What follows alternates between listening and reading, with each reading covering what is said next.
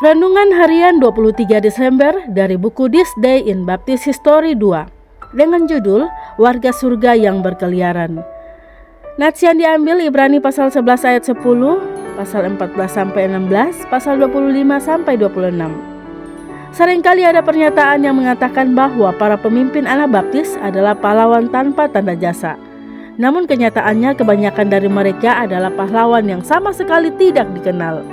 Johannes Deng, Michael Settler, Andreas Karlstadt, Johannes Huth, Jacob Hatter, dan Simon Stamps yang diasingkan dari Zurich pada tanggal 23 Desember 1527.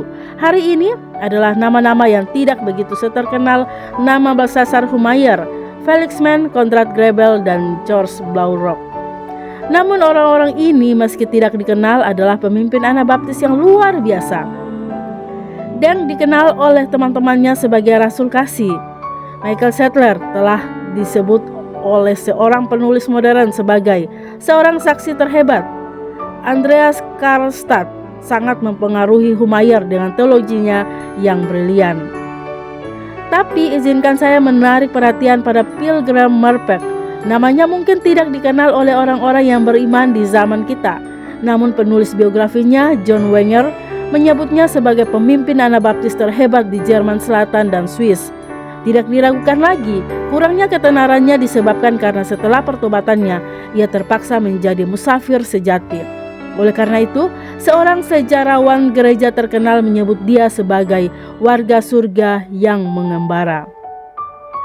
Pilgram Marpeck bertobat hanya beberapa bulan setelah kematian Michael Settler sebagai martir. Saat itu, Marpeck memegang posisi terhormat sebagai insinyur pertambangan kota Rothenburg, Jerman. Dengan keputusan Pilgram untuk bersatu dengan Anabaptis, ia kehilangan posisinya di kota itu pada tanggal 28 Januari 1528. 3 bulan kemudian pada tanggal 1 April 1528, ia kehilangan harta bendanya karena disita.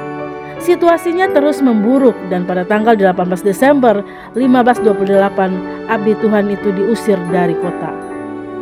Tuan dan Nyonya Marpeck melarikan diri ke Strasbourg, di mana terdapat kontingen Anabaptis yang kuat, dan Pilgram Marpeck segera menjadi pemimpin yang menonjol di antara mereka. Tulisan-tulisannya dilarang oleh pihak berwenang segera setelah muncul, dan tak lama kemudian sang abdi Allah ditangkap dan dipenjarakan.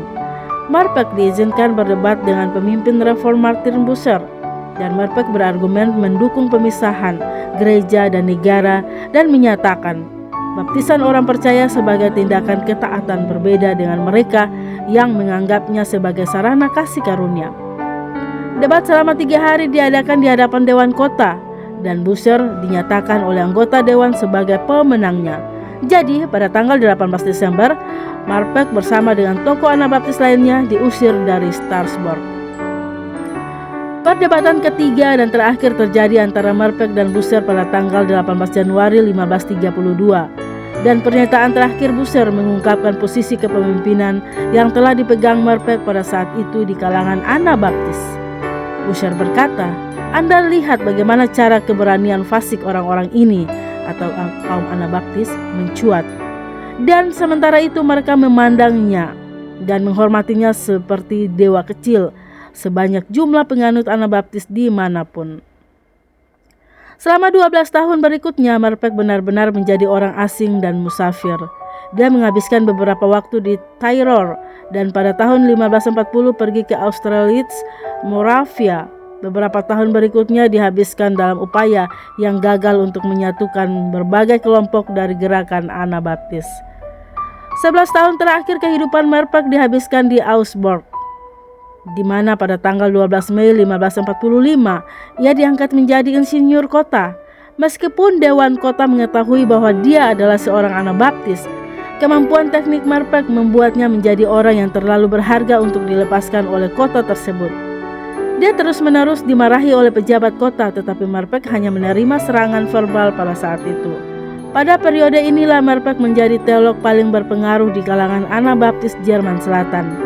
Pendekatannya terhadap teologi tidak mempengaruhi secara positif ataupun negatif oleh pendirian tradisional Augustinus, Lombard atau kaum skolastik.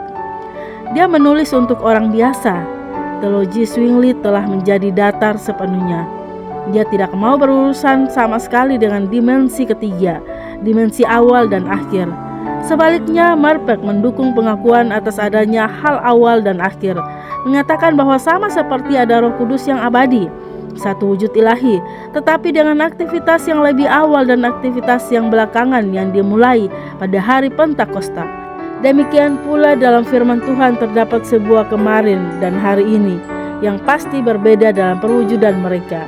Marpeck berpendapat bahwa jika kita mengabaikan awal dan akhir, banyak kesalahan yang akan terjadi terhadap pendekatan datar terhadap kitab suci. Marpeck mengaitkan tragedi pemberontakan petani, tindakan berlebihan kaum Munster, dan bahkan kematian Zwingli. Saat ia menandai perbedaan yang jelas antara Perjanjian Baru dan Perjanjian Lama, Marpeck menjadi pendahulu dari prinsip-prinsip dispensasionalisme. Kematian Marpeck terjadi pada bulan Desember 1556 dan dia adalah salah satu dari sedikit kepemimpinan Anabaptis yang menderita kematian wajar. Catatan mengenai kaum Anabaptis kini semakin mudah didapat. Temuan para peneliti telah menambah banyak pemahaman kita tentang para pahlawan iman di zaman kuno itu. Meskipun banyak yang percaya bahwa juri masih belum bisa memutuskan masalah ini, kita hanya memeriksa iman kaum baptis fundamentalis zaman modern. Saya tidak memuji Tuhan atas kesadaran bahwa kaum Anabaptis memang adalah para bapa reformasi.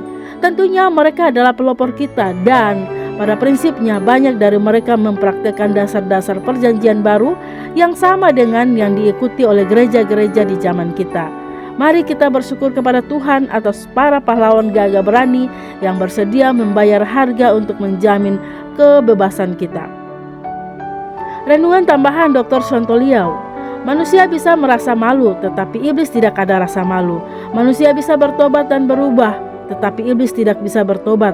Dia akan terus-menerus melakukan kejahatan. Sampai hari ini banyak pemimpin Kristen masih gagal memahami bahwa penggabungan gereja dengan negara atau konsep gereja-gereja adalah ide sesat yang disusupkan iblis ke dalam otak mereka yang tidak ada Roh Kudus dalam hati mereka.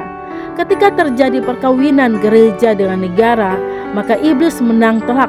Selanjutnya dia memakai kekuasaan pedang untuk menjaga pengajaran sesat yang disusupkannya ke dalam kekristenan. Ia memakai kuasa pedang untuk menjaga kesesatan gereja dari kritikan.